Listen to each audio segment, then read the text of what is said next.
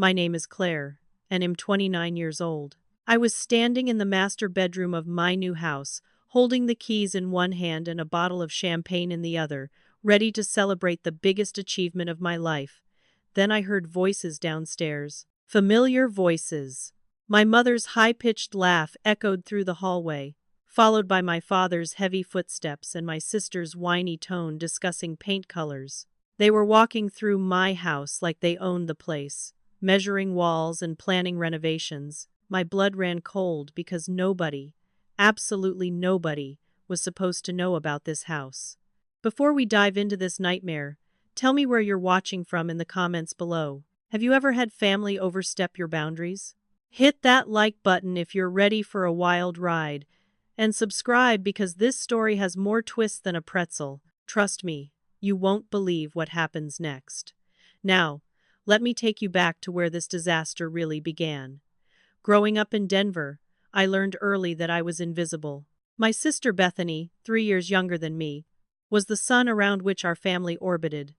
Every decision, every dollar, every ounce of attention flowed toward her like water finding its level. When Bethany turned 16, our parents bought her a cherry red convertible with a giant bow on top.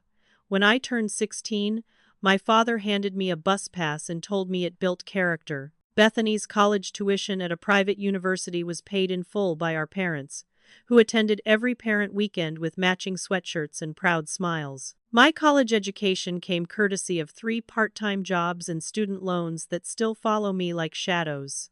In every family photograph, Bethany stood centered and beaming while I was pushed to the edges, sometimes literally cut out when my mother framed the pictures.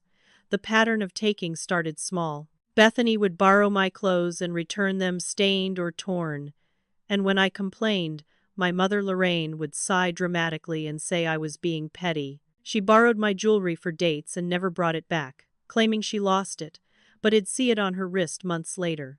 During my high school graduation, I saved for months to buy a beautiful white dress. The morning of the ceremony, Bethany spilled an entire bottle of red nail polish on it and claimed it was an accident. My mother told me to wear something else and be the bigger person because Bethany was going through a difficult phase. I wore my work uniform under my graduation gown and smiled for pictures while my father Gregory stood beside Bethany, who wore a new designer outfit they'd bought her that same morning.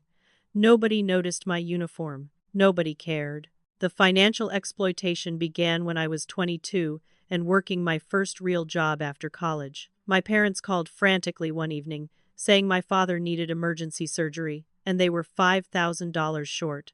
I emptied my savings account, money had been setting aside for a security deposit on my own apartment, and wired it immediately. 3 weeks later, I saw Facebook photos of Bethany's lavish wedding, complete with ice sculptures and a live band. When I confronted my parents, Lorraine clutched her chest and said I was being cruel, that they'd simply shifted priorities when the surgery turned out to be less urgent. The money was never repaid, and when I brought it up at Thanksgiving dinner, Bethany rolled her eyes and called me bitter. My father said nothing, just refilled his wineglass and changed the subject. This pattern repeated throughout my 20s like a nightmare on loop.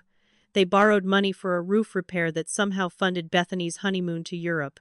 They needed help with property taxes but actually paid for Bethany's new furniture. Every request came with tears and guilt, and every dollar disappeared into the black hole of my sister's endless needs. Currently, my mother Lorraine is 56 years old and has perfected the art of manipulation through size and manufactured health scares. My father, Gregory, 59, has turned passivity into an Olympic sport, standing silently while my mother and sister steamroll over every boundary I attempt to set. They still lived in the old family home in the Denver suburbs, a house filled with memories I'd spent years trying to forget. 2 years ago, I moved to Austin for a job opportunity, and the distance felt like finally learning to breathe. I kept contact minimal, responding to texts days later and keeping phone calls short. They didn't notice the distance because Bethany still lived nearby, still demanded their constant attention, still consumed every resource they had.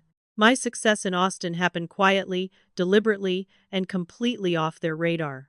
I worked as a software project manager at a growing tech startup, and I was good at it. Really good. Every raise, every bonus, every promotion went unmentioned in family conversations.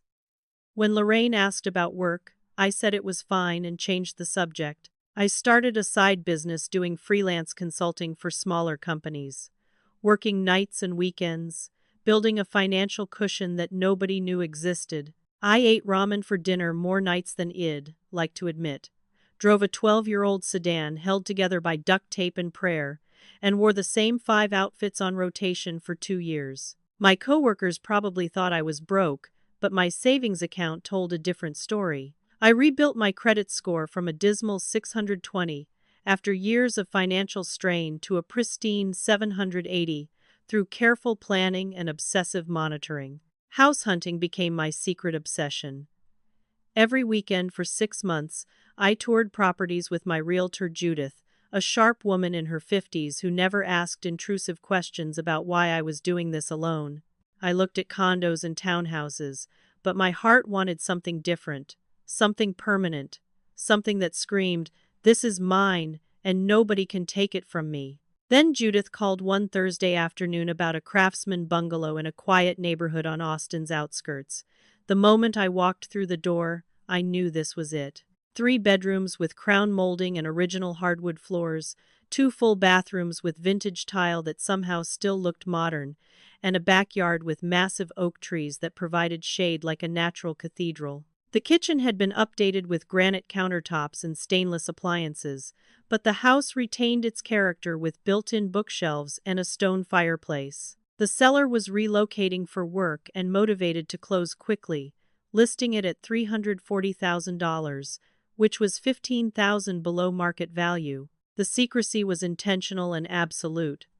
I knew exactly what would happen if my family discovered I was buying a house. Bethany would expect to stay there rent-free whenever she felt like visiting Austin, treating it like a hotel and leaving me with the mess. My parents would guilt me about family obligations, insisting I help them financially since I clearly had money to spare. Lorraine would cry about how I was becoming materialistic and forgetting where I came from, conveniently forgetting that where I came from offered me nothing but criticism and exploitation. This house represented freedom, independence, and a fresh start built entirely by my own hands. It was the physical manifestation of every sacrifice, every extra shift, every time I said no to social events because I was saving money.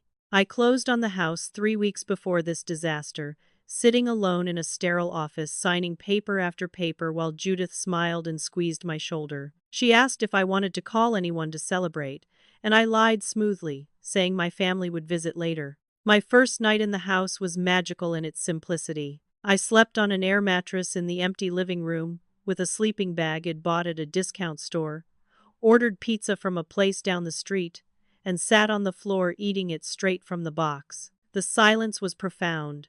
No voices criticizing my choices, no demands for my time or money, no sister barging in to borrow things she'd never return. Just me and the future I was building. The next day, I changed all the locks myself, installing new deadbolts and a smart lock system that only I could access. Over the following 3 weeks, I slowly moved items from my Austin apartment, which I kept as a decoy in case my family decided to surprise visit. I told no one except my best friend Ramona, who helped me move furniture and swore secrecy like we were planning a heist. Today was supposed to be my official move-in day, the day I finally brought over the last boxes from my apartment and truly settled into my new life. Instead, I was standing in my bedroom, listening to my family rummage through my house uninvited. My legs felt disconnected from my body as I walked down the stairs, each step echoing too loudly in my own house. The scene in my living room was surreal. My mother, Lorraine, stood near the fireplace, holding paint swatches against the wall, debating between beige and cream like she was hosting an interior design show. My father, Gregory, measured the space between the windows with a tape measure, jotting notes on a pad of paper. And there was Bethany, sprawled across my new couch that I'd saved for months to buy, scrolling through her phone with her shoes on, leaving dirt marks on the fabric. They'd brought in several boxes that were stacked near the hallway, as if they were preparing to move in. The champagne bottle in my hand suddenly felt like a weapon. "What are you doing here?" My voice came out strangled, somewhere between a whisper and a scream. How did you even find this place? The three of them turned to look at me with expressions that ranged from surprise to annoyance, as if I was the one intruding. Bethany sat up slowly, a smug smile spreading across her face like oil on water. We wanted to surprise you, she said with false sweetness that made my teeth ache. My father cleared his throat, that familiar sound he made when he was about to excuse something inexcusable. Bethany saw your social media check-in at that Austin hardware store last week, he explained, as if that justified breaking into my house. Apparently, my sister had hired a private investigator using money from our parents to track my movements after that innocent post about finding good deals on gardening supplies. They'd followed my car, discovered the house, and decided this was perfectly acceptable behavior. The real nightmare was just beginning. Lorraine set down her paint swatches and approached me with her arms outstretched, as if expecting a hug. "Sweetheart, this house is absolutely perfect for all of us," she said, her voice dripping with presumption. My stomach dropped through the floor. "What do you mean, all of us?" I asked, though I already knew the answer and dreaded hearing it spoken aloud. Gregory stepped forward, his face showing what he probably thought was fatherly concern but looked more like practiced manipulation. "We've decided to relocate to Austin," he announced. "Your mother and I think it's time for a fresh start, and Bethany needs family support right now." My sister nodded vigorously, her eyes already welling with theatrical tears. "My marriage failed," she said, her voice breaking perfectly on cue. "Marcus left me after he found out about my affair. I have nowhere to go." The room spun as they continued talking, laying out their plans as if I had no say in the matter. They'd already sold the family house in Denver, though they claimed they were downsizing, which was a lie I'd uncover later. My father had lost his job 6 months ago, something they'd conveniently never mentioned during our brief phone conversations. They assumed, with breathtaking entitlement, that I'd bought this 3-bedroom house specifically for the family, despite never having discussed my house purchase with them. "I bought this house for myself," I said firmly, trying to inject steel into my voice. "This is my home." Lorraine's expression shifted instantly from sweet to wounded.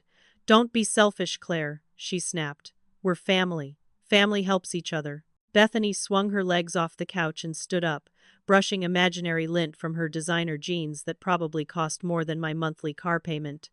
"You have 3 bedrooms," she said, gesturing around like she was giving a property tour. "You don't need all this space. It's wasteful." They'd already assigned the rooms in my house without asking me. The master bedroom, my sanctuary, with its beautiful bay window and walk-in closet, would go to my parents because they deserved comfort in their older age. The second bedroom with the built-in bookshelves would be Bethany's, because she needed space to heal from her divorce. I would get the smallest bedroom, barely large enough for a full-size bed and a dresser, in my own house that I'd bought with my own money. When I protested, when I said absolutely not, this is not happening, Lorraine clutched her chest and gasped dramatically. "How can you be so cruel?" she whispered, her voice trembling with manufactured pain. "After everything we've done for you, after we raised you and sacrificed so much." I wanted to laugh at the absurdity, to list all the ways they'd actually neglected and exploited me, but the words stuck in my throat as I watched my dream home being carved up and distributed like I had no rights to it at all. Lorraine's hand remained pressed against her chest as she swayed slightly, her performance worthy of a daytime television drama. "My heart," she gasped, reaching for the wall to steady herself. "The palpitations are starting again." "Claire, how can you do this to your own mother?" My father rushed to her side, shooting me an accusatory glare, as if I'd physically attacked her. "Look what you're doing to her," Gregory said, his voice heavy with reproach. "After everything they've sacrificed for you." I stood there, champagne bottle still in hand, wondering what alternate reality they lived in where providing basic necessities like food and shelter constituted extraordinary sacrifice. They never mentioned the emotional neglect, the financial exploitation, or the countless times they chose Bethany over me without hesitation. The guilt barrage continued like a well-rehearsed script. "Lorraine, now seated on my couch with my father hovering protectively, began listing her supposed sacrifices with the precision of someone who'd practiced this speech. "We fed you every day," she said, counting on her fingers. "We clothed you. We kept a roof over your head. We drove you to school when you missed the bus." These were basic parental responsibilities, not extraordinary acts of kindness, but she presented them like she'd personally saved me from starvation and homelessness. "We could have put you up for adoption," she added, and that sentence hung in the air like poison gas. My father nodded along, his silence as damning as her words. "We're about to be homeless." Gregory added, his voice cracking with emotion. "We have nowhere to go, Claire. You're our daughter. You're supposed to take care of us now." Bethany saw her opening and pounced. She moved closer to me, her eyes red-rimmed and her voice small and wounded. "I'm going through a divorce," she said, as if I hadn't heard this information 10 minutes ago. "I need family support right now. I'm emotionally fragile." She pulled out her phone and started showing me photos of furniture, expensive pieces that looked like they belonged in a magazine spread. "This is my bedroom set," she explained, swiping through images of a king-size bed with an ornate headboard, matching nightstands, and a dresser that would barely fit through a doorway. "I've already called the movers. They'll be here from Denver next Tuesday." She said this casually, as if the decision had been made and my input was irrelevant. "Where should we put my vanity? I was thinking the second bedroom has good natural light for my makeup routine." The doorbell rang, cutting through the tension like a knife. I jumped, momentarily disoriented in my own house, and moved toward the door in a daze. My new neighbor Preston stood on the porch, a kind-looking man in his 60s with silver hair and a warm smile. He held a plate of homemade cookies covered in plastic wrap. "Welcome to the neighborhood," he said cheerfully. "My wife Nadine and I wanted to say hello. We're right next door if you need anything." Before I could thank him or invite him in properly, my family materialized behind me like a swarm. Lorraine pushed past me, extending her hand to Preston with a brilliant smile. "How wonderful," she gushed. "I'm Lorraine, Claire's mother and co-owner of this beautiful home." My blood turned to ice. Preston's smile faltered slightly, confusion crossing his features. "Oh, I thought Claire purchased the home herself," he said carefully, looking between us. Bethany appeared at my other side, leaning against the doorframe like she'd lived here for years. "Is there a good bar scene around here?" she asked Preston, completely ignoring social niceties. "I'm recently single and ready to mingle." She laughed at her own joke while I wanted the earth to open and swallow me whole. Preston's discomfort was visible now, his eyes darting between my family members as they talked over each other, all of them claiming some ownership or connection to my house. "Well, I'll let you folks settle in," he said, handing me the cookies and backing away toward his own property.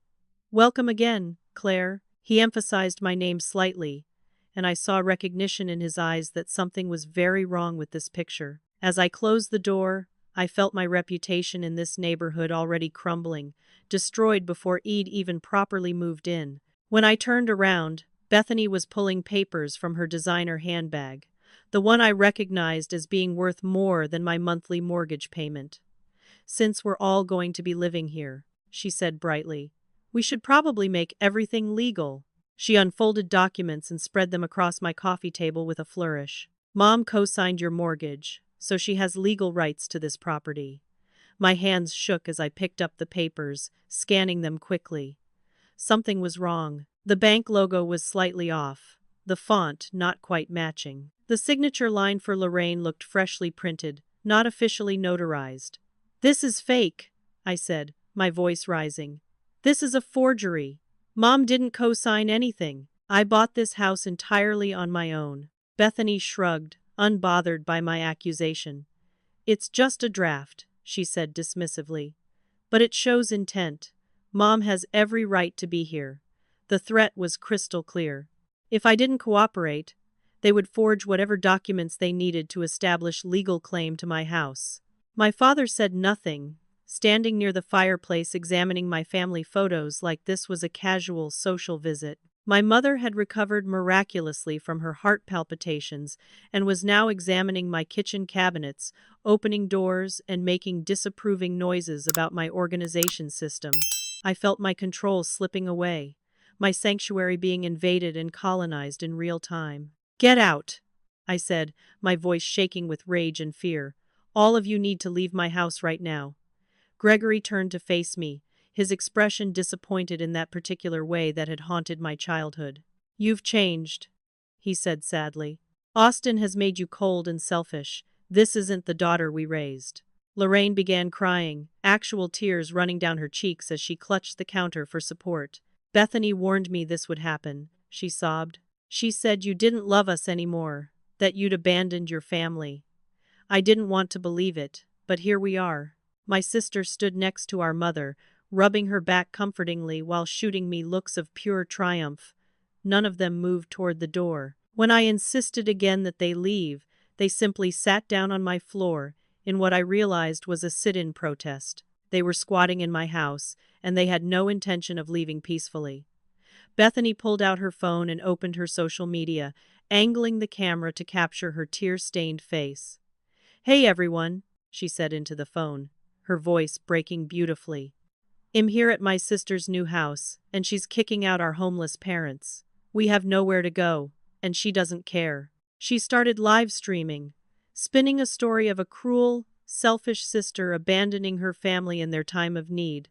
Within minutes, comments flooded in from relatives and strangers alike, calling me heartless, demanding I do the right thing, and threatening to come teach me about family values. The situation deteriorated further when I heard a car door slam outside. Through my front window, I watched my Aunt Francine emerge from a vehicle packed with suitcases and 2 cat carriers. Aunt Francine was my mother's sister, a woman who'd always treated me with vague disdain and showered Bethany with gifts and attention. She marched up to my front door like she owned the place, and walked in without knocking, her eyes sweeping across my living room with an appraising look. "Well, this is cozy," she announced, setting down her luggage in my entryway. "I'm here to help with the move. Lorraine said you needed family support during this transition." The cats in their carriers meowed loudly, and I felt my throat tightening. I was severely allergic to cats, something Francine knew perfectly well. Within minutes of releasing them, both animals had marked their territory by urinating on my brand new carpet, and Francine just laughed it off as them being nervous from travel. My phone rang, and I stepped into my kitchen for privacy. Ramona's voice was frantic on the other end. "Claire, someone just tried to access your bank account," she said without preamble. The security questions they answered were all family-related information, things only your family would know. My vision tunneled as she explained that someone had attempted to withdraw $15,000, claiming it was for home repairs. The bank's fraud detection had blocked the transaction, but the attempt was logged and traceable. "It was Bethany," I said, the pieces clicking together.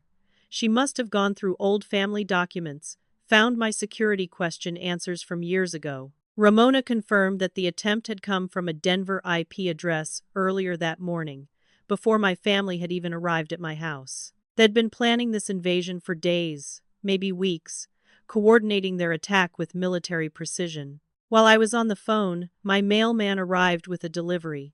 Through the kitchen window, I watched him hand a letter to Bethany, who'd intercepted him at the mailbox. The envelope was addressed to Bethany Chambers at my address, which made no sense because she didn't live here. Bethany saw me watching and quickly shoved the letter into her pocket, but Ramona had taught me to be prepared. Earlier that morning, before my family arrived, Ramona had installed a doorbell camera system that captured everything. We'd review the footage later and discover that Bethany had been using my address for weeks, applying for credit cards and establishing residency at a property she didn't own or rent. The plan was becoming clear. If she could establish that she lived here, she could claim tenant rights and make eviction nearly impossible. Even more sinister, if she could access my bank accounts and take over my mortgage payments, she could potentially claim ownership of the house itself through some legal loophole her investigator had probably found. Bethany's social media livestream had gone viral within family circles, and my phone started exploding with messages. Cousins I hadn't spoken to in years were texting me lengthy paragraphs about family duty and obligation. Uncle Dominic, Lorraine's brother who'd always been aggressive and intimidating, sent a message that was barely veiled threat.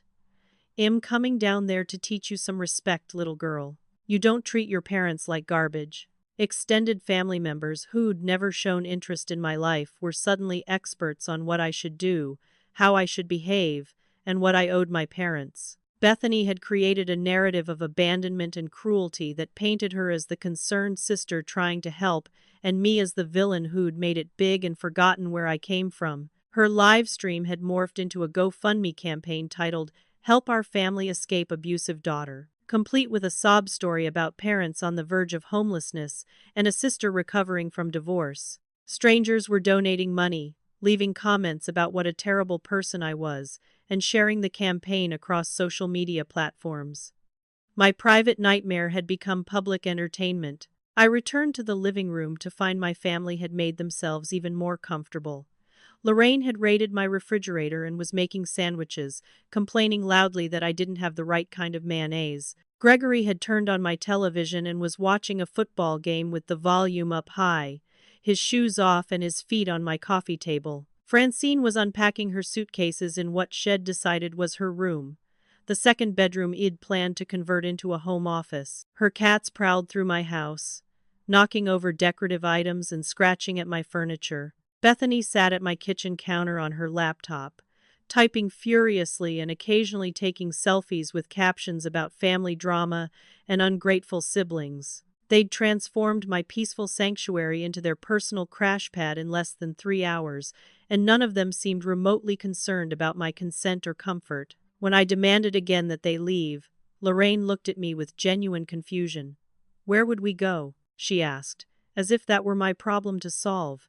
"You can't just throw family out on the street, Claire. What would people think?" I called the police from my bedroom, speaking in hushed tones, while my family laughed and chatted downstairs like they were at a holiday gathering. The dispatcher listened patiently to my explanation about unwanted family members refusing to leave my property, and I clung to hope that law enforcement would solve this nightmare. 2 officers arrived 30 minutes later, and I met them at the door with a mixture of relief and desperation. Officer Martinez and Officer Dawson listened to my story, examined my deed and closing documents, and then walked inside to speak with my family. I watched from the hallway as Bethany turned on the charm, showing them her forged co-ownership papers and spinning a tale about a family misunderstanding. My mother cried on cue, explaining how shocked they were that their own daughter would call the police on them when they'd only come to visit and help her settle into her new home. Officer Martinez returned to me with an expression that made my stomach sink. "Ma'am, this appears to be a civil matter," he explained, his voice sympathetic but firm. "Your family members claim they were invited here and have documentation suggesting co-ownership. Without clear evidence of trespassing or criminal activity, we can't forcibly remove them. You'll need to pursue eviction through the courts." Officer Dawson added that the eviction process in Texas typically takes 30 to 60 days, depending on court schedules and whether the occupants contest the filing. 60 days, 2 months of living with the people who'd tormented me my entire life, in the house I'd bought specifically to escape them. Bethany appeared in the doorway behind the officers, her expression smug and victorious. "See you in 2 months, sis," she said sweetly. "Maybe by then you'll remember what family means." The officers left, unable to help, and I stood in my own foyer feeling more powerless than I'd ever felt in my life. The vandalism started small but escalated quickly. Aunt Francine, while moving her belongings into the second bedroom, somehow managed to drop a suitcase on the kitchen floor with enough force to crack 3 of the beautiful vintage tiles I'd fallen in love with during the first showing. "Oops," she said, not sounding remotely apologetic. "Accidents happen." Bethany spilled an entire glass of red wine on my new white couch, the one I'd saved for months to purchase and had only owned for 2 weeks. She dabbed at it half-heartedly with a paper towel, making the stain worse, and then shrugged. "Red wine is impossible to get out," she said, as if this was common knowledge and not her fault. My father spent an hour fiddling with my smart lock system until Head somehow disabled it completely, claiming he was just trying to figure out how it worked. They changed my Wi-Fi password and refused to give me the new one, saying they'd set up a family network and would add me later. Lorraine went through my mail, throwing away what she deemed junk, which unfortunately included several important documents from my mortgage company and a rebate check I'd been expecting. My work began suffering almost immediately. I'd missed an important client meeting that morning because I'd been too distracted by the home invasion to remember it was scheduled. My boss Vincent called Tuesday afternoon, his voice concerned rather than angry, which somehow made it worse. "Claire, is everything okay?" he asked. "This isn't like you." The client was disappointed, and we had to reschedule for next week. I tried to explain without really explaining, saying I had a family emergency, which was technically true. Vincent was understanding but mentioned that my annual performance review was coming up in 3 weeks and this timing wasn't ideal. There was a promotion opportunity opening up in the next quarter, a position I'd been working toward for 2 years, but he gently suggested I needed to demonstrate focus and reliability. I hung up, feeling like my carefully constructed professional life was crumbling along with my personal sanctuary. Help arrived unexpectedly Wednesday morning in the form of Ramona and her lawyer friend Sean. Ramona had called in a favor, and Sean agreed to review my situation pro bono as a courtesy. He was a sharp-eyed man in his 40s who specialized in property law and tenant rights. He sat at my kitchen table, now cluttered with my family's belongings, and examined all the documents with careful attention.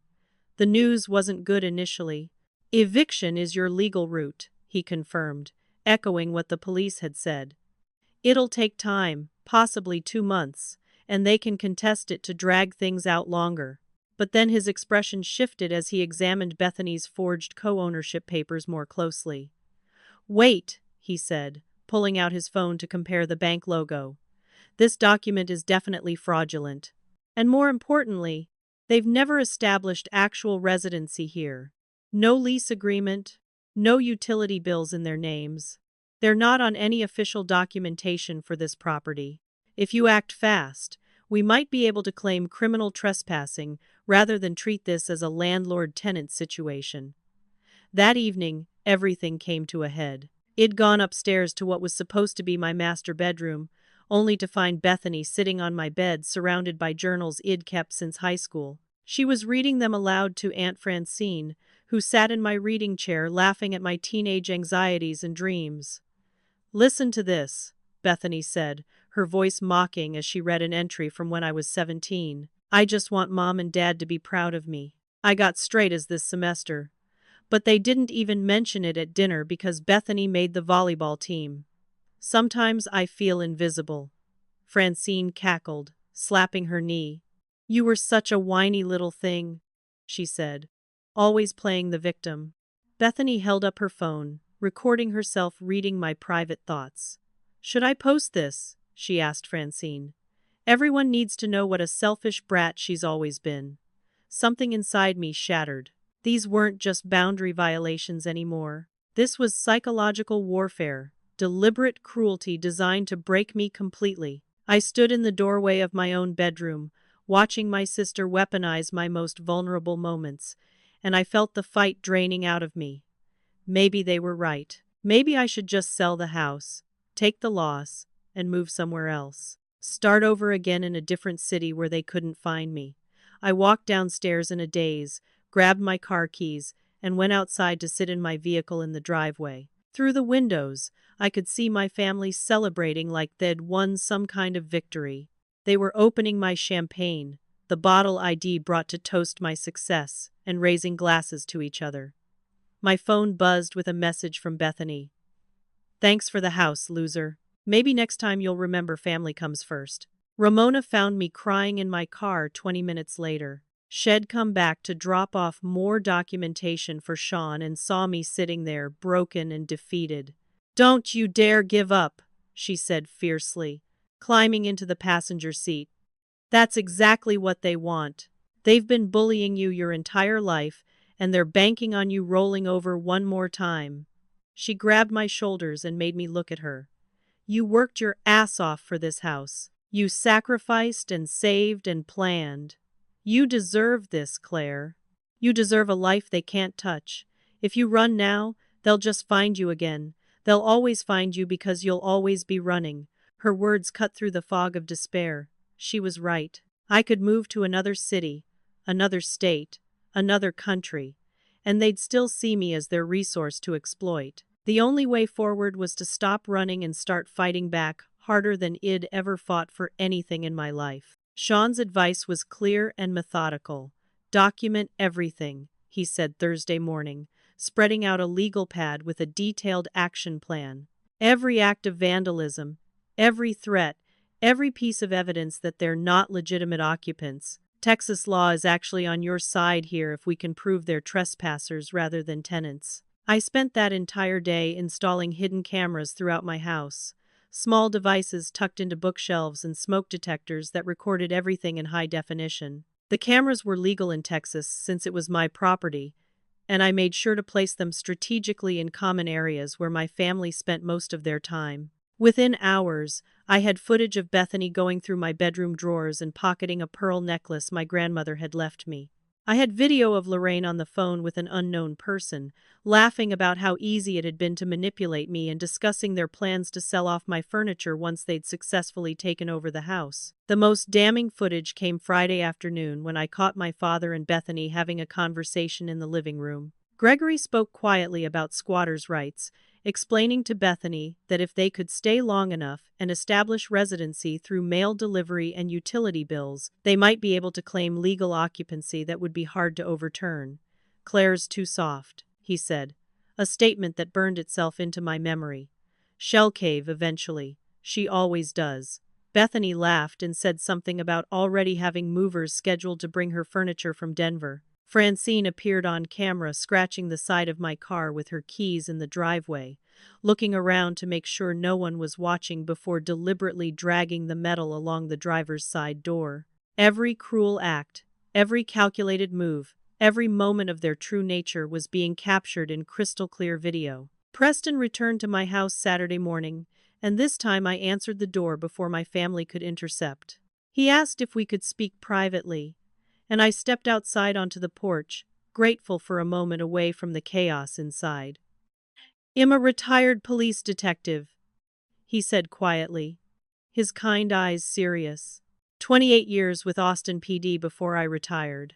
"I've been watching what's happening here, and something feels very wrong about your family's behavior." He explained that Head found their claims of co-ownership suspicious from the start, especially given how they'd answered the door like they owned the place. His doorbell camera, which faced partially toward my driveway, had captured footage of them arriving with a locksmith on the day they first invaded.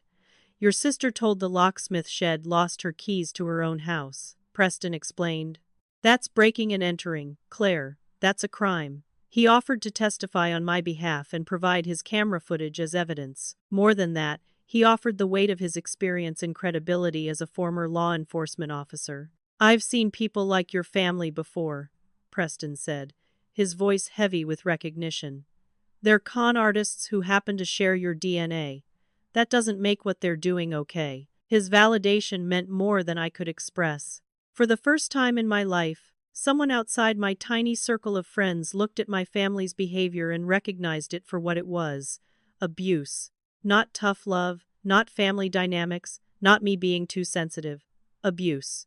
Criminal abuse. Preston shook my hand firmly and said his wife Nadine was available if I needed anything, and that their door was always open. I went back inside my house feeling like I'd gained an unexpected ally in this war. Ramona arrived that evening with more research, her laptop bag stuffed with printed documents.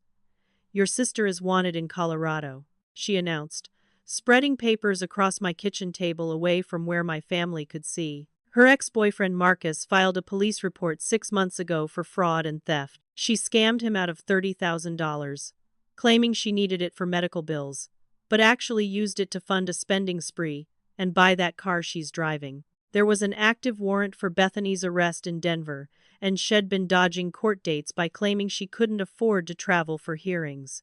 The move to Austin wasn't about supporting me or helping our parents. It was about running from the legal consequences of her actions. Ramona had also discovered a pattern of similar behavior going back years.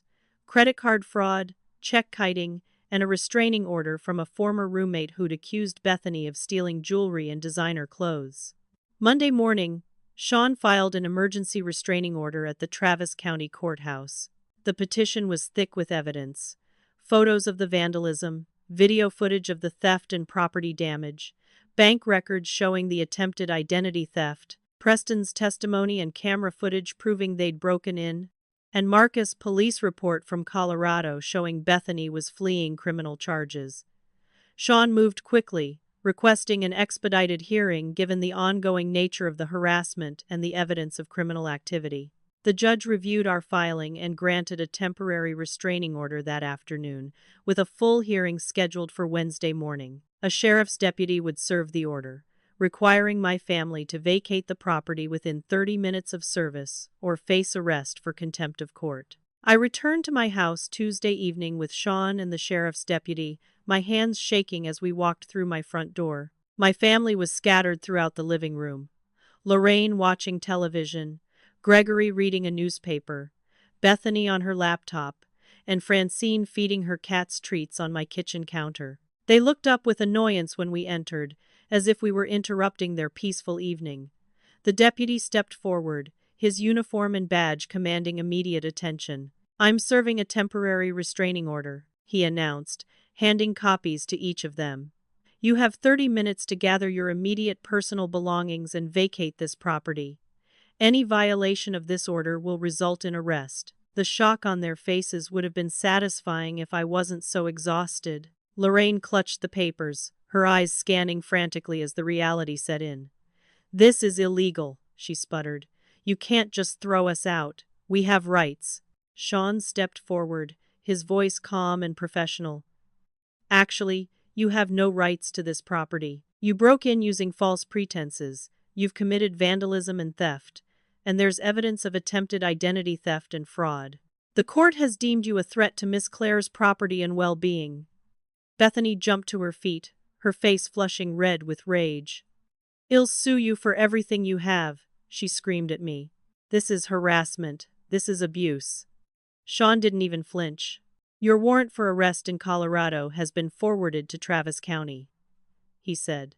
"You're also being reported to local authorities for identity theft. I'd suggest you spend more time worried about your own legal troubles than threatening lawsuits you can't afford." Gregory tried one more manipulation, his voice taking on that paternal tone that had made me feel guilty my entire life. "Claire, think about what you're doing. We're your parents. We raised you. You're really going to have us arrested." For the first time in my life, I looked at him and felt nothing but clarity. "You didn't raise me," I said quietly. "You tolerated me while you poured everything into Bethany. You used me as a bank account and then acted shocked when I wanted my own life.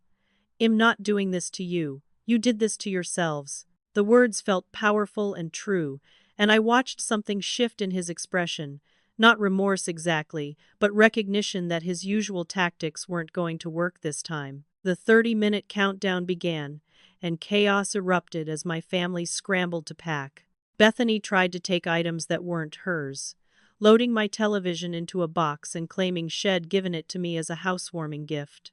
Preston appeared at my door at that moment, asked to come in, and calmly informed the deputy that he'd personally helped me carry that television inside 2 weeks ago when he'd purchased it from an electronics store. He had the receipt I'd shown him and photos on his phone from that day. The deputy made Bethany put it back, and she screamed obscenities about nosy neighbors who should mind their own business. She tried taking kitchen appliances, bath towels, even light bulbs, grabbing anything she could reach in her fury. Each time, either I or the deputy caught her and forced her to return the items. Francine packed her cats and suitcases with remarkable speed, muttering under her breath about ungrateful nieces and family bonds being broken. She tried to claim that some of my books belonged to her, pointing at a shelf of novels I'd collected over years. I pulled up my Amazon order history on my phone, showing the deputy dated purchases for every single book she was pointing at. She gave up that tactic but managed to pocket a set of my good kitchen knives when she thought no one was looking. The deputy caught her at the door and made her empty her bag, retrieving my knives along with several other small items Shed attempted to steal. "You're all witnesses to this theft," Francine announced dramatically. "I'm being violated in front of law enforcement." The deputy looked at her with practiced patience and said if she didn't leave immediately, she'd be arrested for theft and contempt of court. I made a decision in that moment that changed everything. I recorded all of it, I announced loudly, pulling up my phone to show the hidden camera feeds. Every conversation, every act of vandalism, every theft, every manipulation. It's all on video, with timestamps and audio. I connected my phone to my television screen, which Bethany had been forced to return, and started playing clips. Lorraine admitting on camera that they'd sold the Denver house and had $200,000 in the bank, but wanted to live in my house for free. Gregory discussing squatters' rights strategy with Bethany. Francine deliberately scratching my car. Bethany going through my private belongings and discussing which items she'd sell online. The room fell silent except for the audio from the recordings, their own voices condemning them. "Here's your choice," I said, my voice steady and cold. "You leave right now, and I don't press charges for breaking and entering, vandalism, theft, attempted identity theft, or fraud. Or you can fight this, and I'll provide all of this evidence to the district attorney along with witness testimony and documentation." "Bethany, you're already wanted in Colorado. Do you really want to add Texas charges to your record?" Sean stood beside me, adding his professional weight to the threat. "I've already compiled a comprehensive case file," he said. "Multiple felonies, clear evidence, credible witnesses. The DA would love this case. It's airtight." The deputy nodded, confirming that the evidence I'd shown would absolutely support criminal prosecution. Bethany's composure finally cracked completely. She screamed that I'd ruined her life, that everything was my fault, that she'd never done anything wrong and I was always jealous of her. "You were always just a bank account to us," she shouted, the words tumbling out in her rage. "A piggy bank we could break open whenever Bethany needed something real. Mom and Dad knew you were stupid enough to keep giving us money no matter how many times we used you." Lorraine tried to shush her, realizing too late that Bethany was confessing to years of deliberate exploitation on camera and in front of witnesses. But Bethany was beyond control now, ranting about how I'd never been good enough, smart enough, or important enough to matter. Every cruel thought she'd ever hidden behind fake smiles came pouring out in a toxic stream. Ramona had arrived during the chaos, and she chose this moment to reveal the rest of her research. She stood near the fireplace with a folder of documents, reading from them like a prosecutor presenting evidence. "Your parents borrowed $12,000 from Marcus, Bethany's ex-boyfriend, claiming they needed it for home repairs. They actually used it to fund Bethany's spending habits. Marcus has documentation and bank records." She flipped a page. "Your grandmother tried to leave you an inheritance, Claire, but your parents contested the will and had themselves named as trustees. They were supposed to hold it for you until age 25. Instead, they spent it on Bethany's wedding and a car for your father." Another page. "You've been arrested twice for shoplifting, Bethany, both times with your parents bailing you out and paying restitution to avoid trial. You were fired from 3 jobs for theft, with your parents threatening legal action against the employers to prevent police involvement. You cheated your way through community college with your parents paying someone to take your exams." Preston added his findings from the law enforcement database he still had access to through former colleagues. "There's a pattern here going back 15 years, he said. "Your family has been running small cons and living off the generosity of others your entire adult lives. You're not struggling. You're not victims. You're predators who target people with too much empathy to protect themselves." Gregory finally spoke, and for the first time in my memory, he acknowledged the truth. "We knew," he said quietly, not looking at anyone. "We always knew Bethany was stealing and lying and manipulating, but she's our baby. We thought if we protected her enough, she'd grow out of it.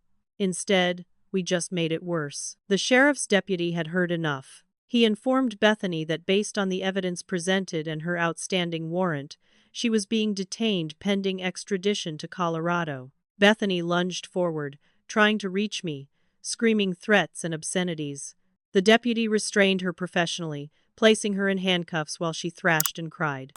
Lorraine tried one final guilt trip, tears streaming down her face as she said, "I'd regret this when she was dead and gone." "You're 56 years old and in perfect health," I said flatly.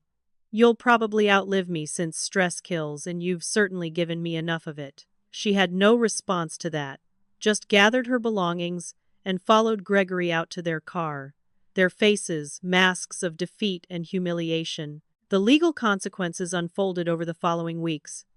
The district attorney reviewed my evidence and filed charges against Bethany for identity theft, attempted fraud, and theft. Combined with her Colorado warrant, she faced 2 years of probation, significant fines, and court-mandated restitution. My parents were fined $5,000 for their role in the attempted fraud and ordered to stay at least 500 feet away from me and my property. The restraining order was extended to 5 years, meaning none of them could contact me, come to my home, or harass me in any way without facing immediate arrest. Bethany's social media posts and GoFundMe campaign were reported as fraud, the accounts suspended, and the donated money returned to contributors with an explanation of the situation. Her public humiliation was complete as people who'd supported her realized they'd been conned. The house felt impossibly quiet after they left. The silence wasn't lonely anymore. It was peaceful in a way it'd never experienced, like the absence of noise after years of constant chaos. Ramona stayed with me that first night, helping me clean up the damage and repair what could be fixed. We scrubbed wine stains, replaced broken tiles, and patched nail holes in walls.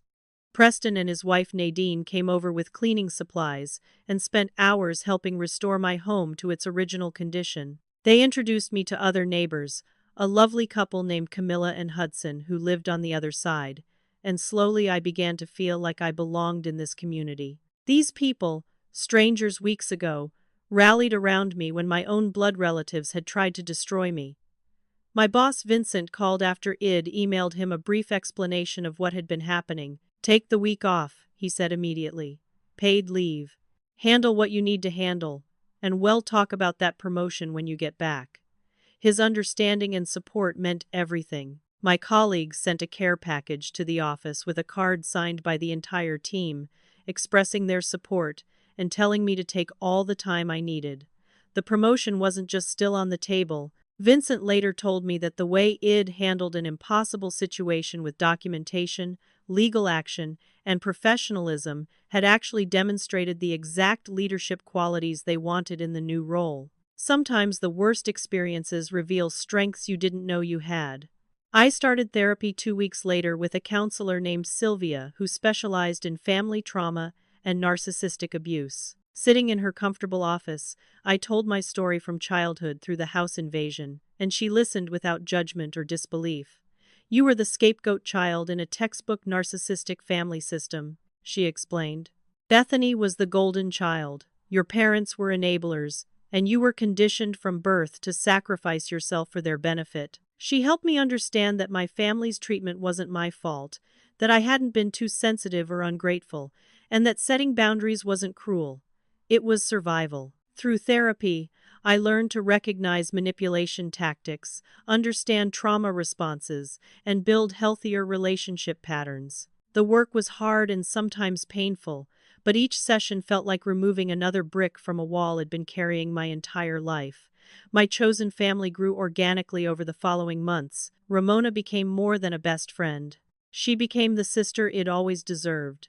Someone who celebrated my successes without jealousy and supported me through struggles without exploitation. Preston and Nadine became surrogate parents, inviting me for Sunday dinners and treating me with the casual affection and respect I'd never received from Lorraine and Gregory. We established weekly dinners where Preston would grill steaks and Nadine would share stories from their 40 years of marriage, showing me what healthy family relationships actually looked like. I joined a local book club and met Cassidy, a woman my age who'd also escaped a toxic family and understood the unique grief of mourning people who were still alive. We bonded over our shared experiences and became close friends, supporting each other through the healing process. Extended family members who'd believed Bethany's social media campaign occasionally reached out, and I had to make difficult decisions about those relationships. Cousins who'd called me selfish without asking for my side of the story wanted to reconnect after the truth came out, but I couldn't forget how quickly they'd turned on me. Some relationships I salvaged with clear boundaries and honest conversations. Others I let go, recognizing that people who'd believe the worst about me without question weren't people I needed in my life. It was painful but necessary, this pruning of toxic connections, making room for healthier relationships to grow. 6 months after the invasion, Lorraine sent an email. The subject line read, "We forgive you," and I knew before opening it exactly what tone it would take. "We've decided to forgive you for the misunderstanding," she wrote, as if the breaking and entering, theft, vandalism, and fraud were minor miscommunications. "Family is forever, and we're willing to let the past be the past. You can come home now." There was no acknowledgement of what they'd done. No apology for years of exploitation, no recognition that they'd committed crimes. Just an assumption that it'd been punished enough and should be grateful for their forgiveness. I read the email twice, waiting for the familiar guilt to wash over me, but felt nothing except a distant sort of pity. These people would never change because they couldn't see themselves clearly enough to understand what needed changing. I deleted the email, blocked all of their addresses, and moved on with my day. The lessons I learned during those months became guideposts for my new life. You don't owe toxic people access to your life just because you share genetics. Blood relation doesn't automatically create family. The people who show up for you, support you, and treat you with respect are your real family, regardless of biological connection. Boundaries aren't cruel acts of rejection. They're necessary structures that protect your peace and well-being.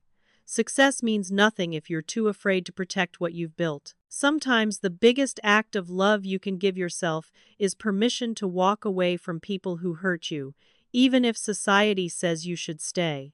These truths seemed obvious in hindsight, but learning them viscerally, through pain and conflict, made them unshakable foundations for my future. I started sitting on my porch swing every evening as the sun set, a habit that became my favorite part of the day. The swing was a new purchase, a white wooden one with comfortable cushions that creaked pleasantly as I rocked. From this vantage point, I could see Preston and Nadine in their backyard, often laughing together over some private joke or tending their garden side by side. Their laughter drifted across the fence, a soundtrack of genuine affection and partnership.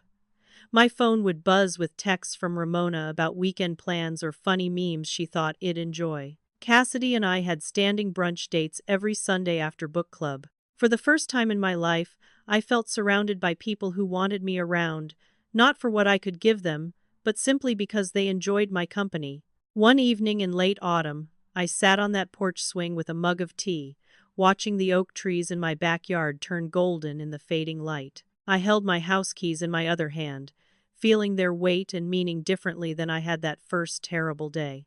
I remembered the fear and violation of finding my family inside, the powerlessness of watching them try to take everything I'd worked for, the despair of thinking I'd have to run away again. But I also recognized that terrible experience as the catalyst that forced me to finally, definitively, choose myself over their expectations.